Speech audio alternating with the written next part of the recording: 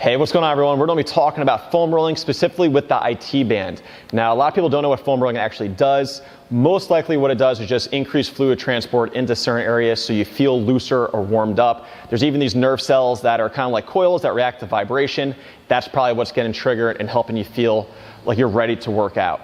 Now, we're going to talk about the IT band specifically because we see so many people, especially in the running community, roll out their IT band thinking that they're creating some type of change or permanent change. It's more like, hey, if my sink is leaking, let me just shove a towel up it instead of turn off the water, correcting the problem, going back to it. So if you have to foam roll your IT band just to work out or just to run, wherever it happens to be, and you have to do it afterwards so you're not in pain, you might have a bigger issue in the IT band. What you're doing it's not going to actually solve it. So your IT band doesn't have a lot of flexibility. It's in a really weak position, right? Runs down the side of the leg, comes up on the hip, comes down, connects down here. That's why usually people feel it here and they don't know what it is because they don't think about anything upstream.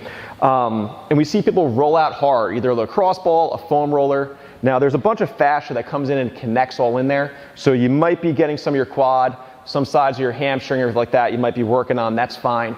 But don't think that trying to foam roll your IT band is going to change anything. So in the world of running, we see it the most. If someone's tight in their hip, when they have back end mechanics, so here I am, they have a hard time getting the hip extension, and that's where we see the rooster runner.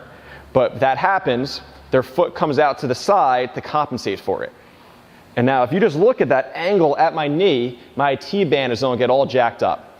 Now, trying to roll out your IT band is not going to fix that pain here, or maybe you have pain up in your hip where it connects as well, if the front of the hip is the problem. So I understand you want to foam roll it, make it feel better.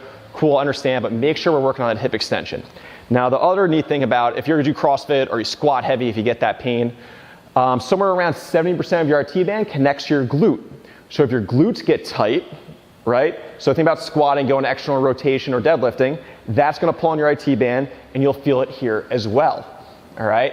So instead of just foam rolling that IT band out, instead of trying to stretch it, because again, it doesn't give much, so stretching it doesn't do much either. If anything, it could aggravate it more, especially if where it's connecting is hurting.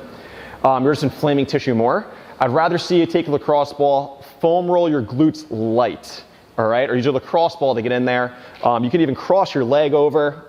So here I am, I'm gonna take it, put it in the meat of my glute. Oh, this doesn't feel that great. Now, if you get a nervy sensation, that is your nerve, don't hang out on it. That's gonna increase fluid transport, and then what I would do afterwards is get into a pigeon stretch, hit different angles, try and open up the back of the hip. Let's make sure it's feeling good, and you'd be surprised over time how that helps fix some of this IT band syndrome way more than just foam rolling. So again, if you have the foam roll every day, you might want to switch up what you're doing. All right, hope that helps out. Try it out. Let me know how it feels.